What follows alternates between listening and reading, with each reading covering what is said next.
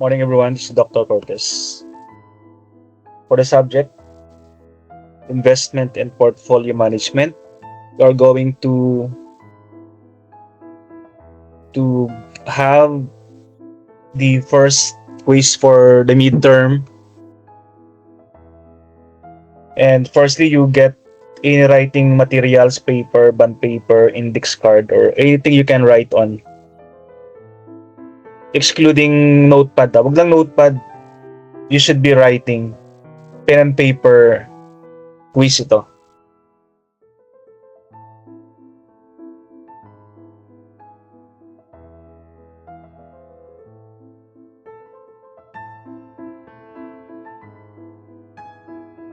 Okay, so if you already have your writing materials, I am now going to show the quiz. So in your paper, you write first your subject. The subject is investment management. You write your name and the date today. Today is August 11. So the subject, your name, and the date today, August 11.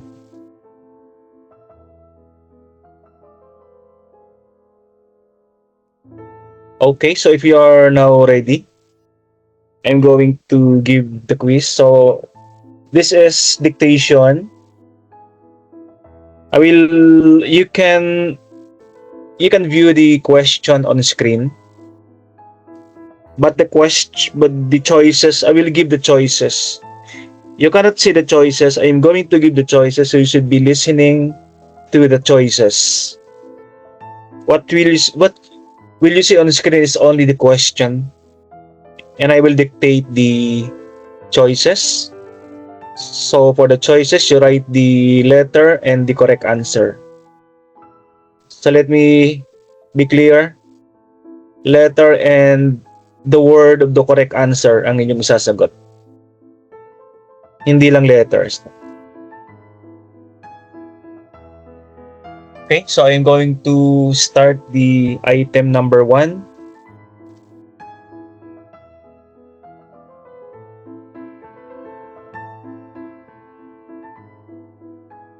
So this is item number 1. Bonds represent loans made by blank to borrowers. Bonds represent loans made by blank to borrowers. So that is the question for number 1. And I'm going to read the choices. So the choices for number 1 are the following. A. Supplier. B. Lenders. C. Owners. D. Investors. So once again, the choices for number 1, letter A, supplier. Letter B, lenders. Letter C, owners. Letter D, investors. So you write the letter of the correct answer and the word. So this is item number 1 on your screen.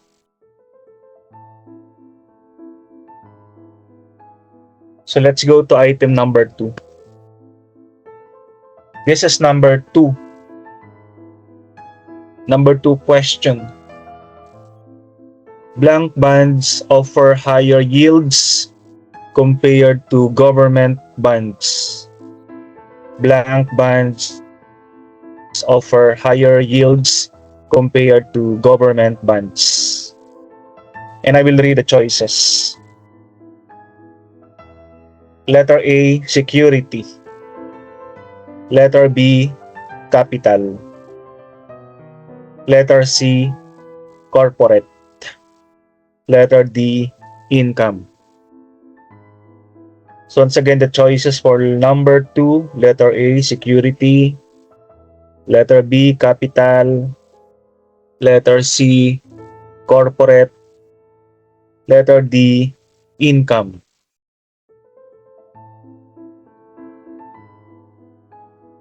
So once again, this is item number 2.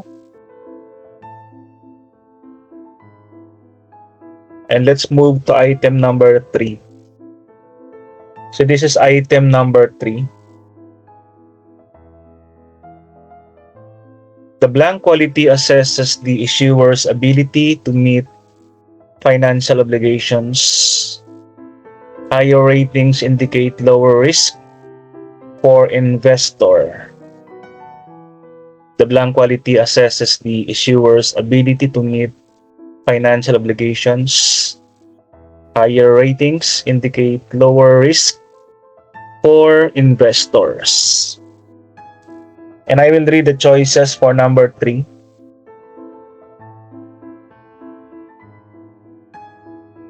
Letter A, credit.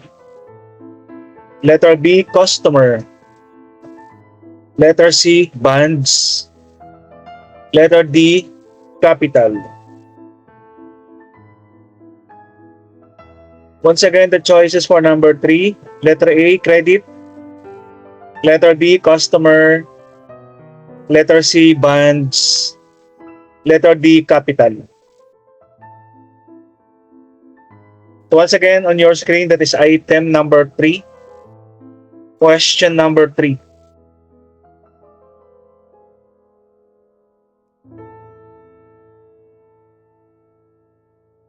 So let's go to question number 4. Bond pricing models include discounted blank and yield curve approaches. Bond pricing models include discounted blank and yield curve approaches. And I will read the choices for number 4. A, value. B, revenue. C, cash flow. D, price. Once again, letter A, value. Letter B, revenue. Letter C, cash flow. Letter D, price. So write the letter and the correct word.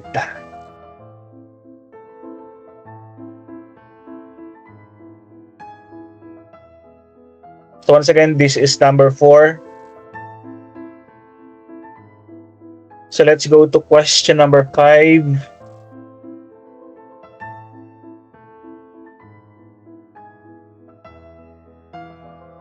Number 5. It represents the return an investor can expect from a bond. It represents the return an investor can expect from a bond. The choices for number 5. Letter A, price. Letter B, yield. Letter C, profit. Letter D, cash. Choices for number 5. A, price. B, yield. C, profit. D, cash. So write the letter and the correct word for number 5.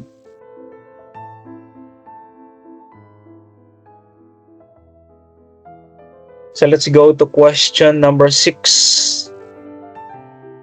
This is number 6.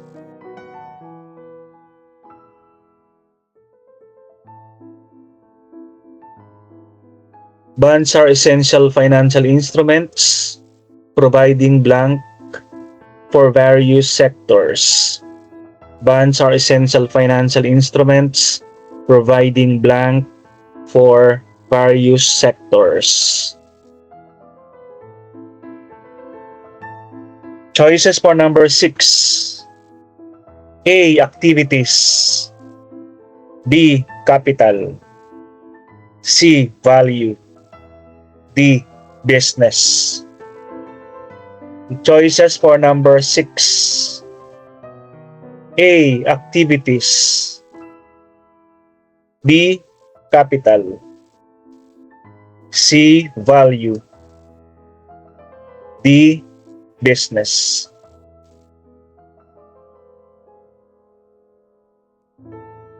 So once again, this is item number 6 on your screen. Let's go to number 7. So this one is number 7. Common types of bond yield includes current yield, yield to maturity, and yield blank. Common types of bond yield includes current yield, yield to maturity, and yield blank. So choices for number 7. A. Spread. B. Cost. C. Stream. D. Resources. So once again, the choices for number 7. Letter A. Spread. B. Cost. C. Streams. D. Resources. So on your screen, that is number 7.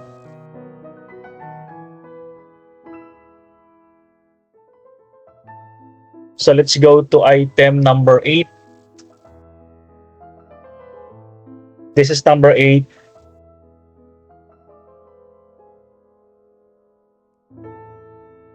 Key economic indicators like GDP growth and blank rates influence bond yields.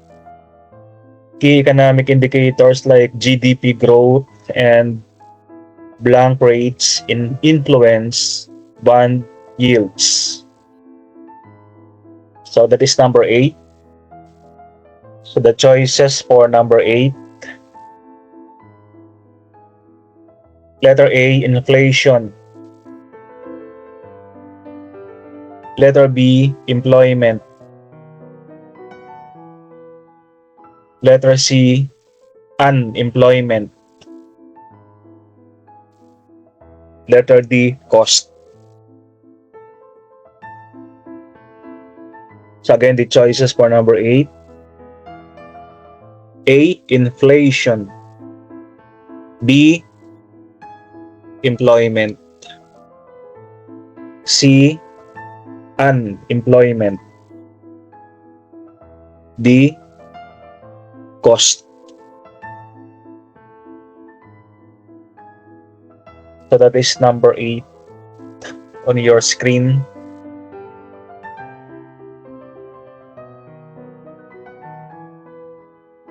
So let's go to number 9.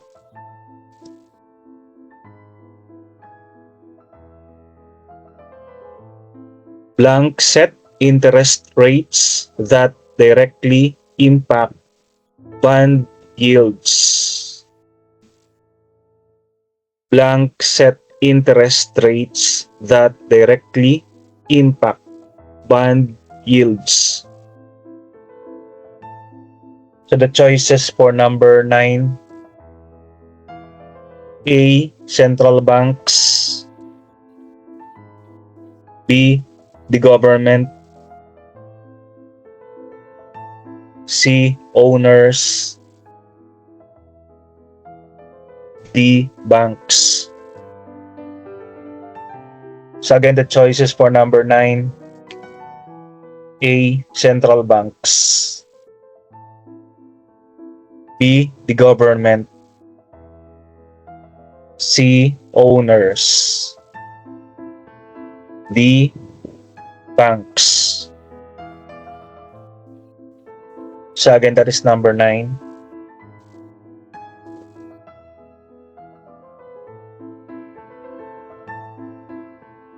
So let's go to number 10. This is number 10. Question number 10.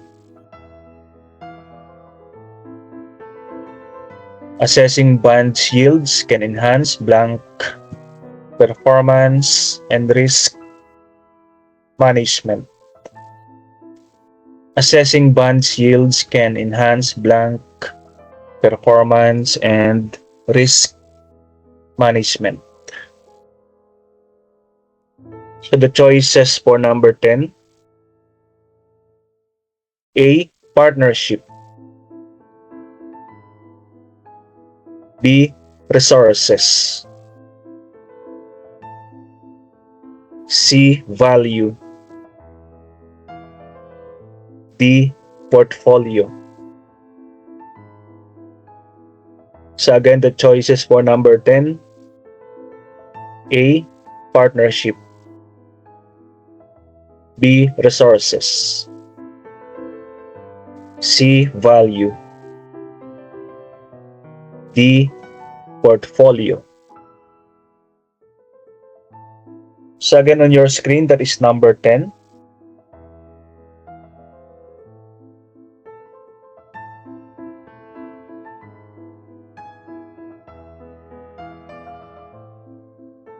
So let's go to number 11. This one is number 11. It measures bond price sensitivity to interest rate. It measures bond price sensitivity to interest rate. So the choices for number 11. A. Revenue. B. Expenses. C. Structure. D. Duration. So once again, the choices for number 11. A. Revenue. B. Expenses. C. Structure. D. Duration. So once again, this is number 11 on your screen. That is number 11.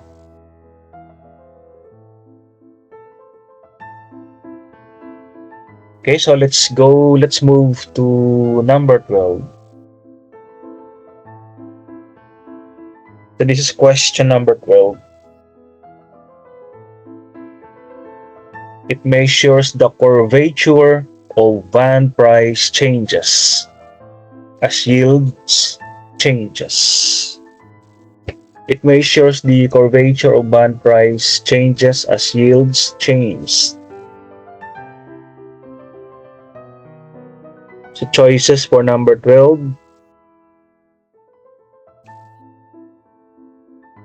A. Revenue. B. Cost. C. Convexity. D. Duration. So once again, the choices for number 12. A. Revenue. B. Cost. C. Convexity. D. Duration. So those are the choices for number 12. So once again, on your screen, that is number 12.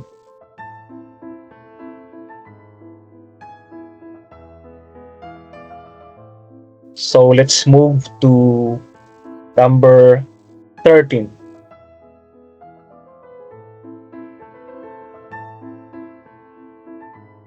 So this one is number 13. 1-3. Strategies for managing interest and rate risk include laddering bonds, and diversifying blank. Strategies for managing interest and rate risk include laddering bonds and diversifying blanks. So the choices for number 13: A. Capital, B. Maturities, C. Cash, D. Business. So once again, the choices for number 13: A. Capital, B. Maturities, C. Cash, letter D. Business. So once again, this is question number 13.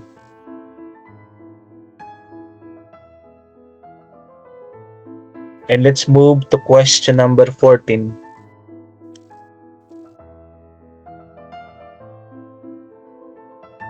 So this one is question number 14.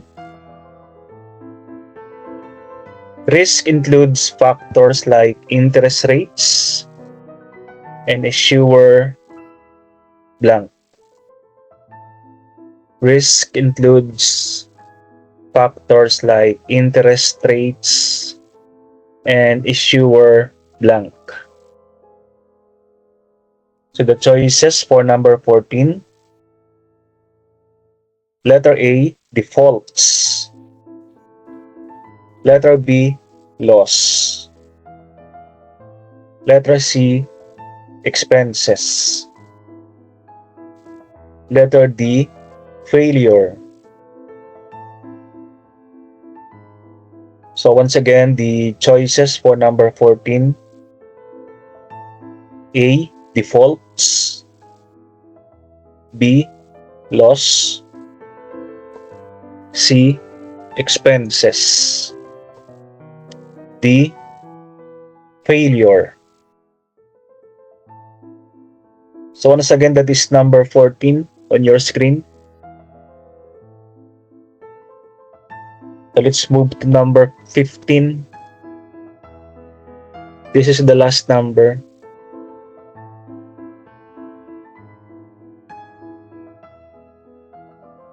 So blank risk refers to difficulties in buying or selling bonds quickly.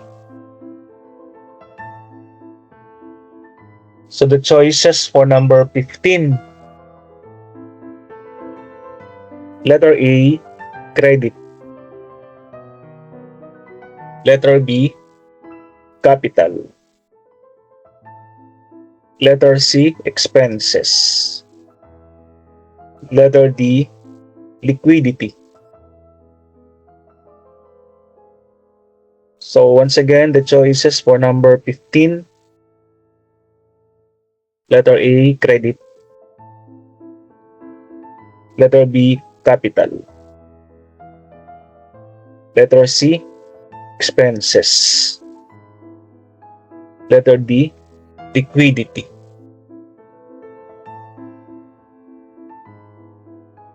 Okay guys, that is number 15. That is the last number.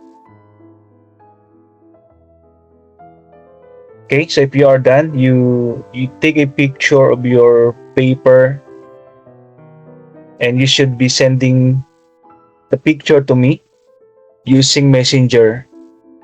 So again, you send through Messenger, not in the MS Team, not in the group chat, not email. So as in Messenger lang talaga yung sending ha. Be sure that the data are complete, the name, the subject, and the day today. And you send to me.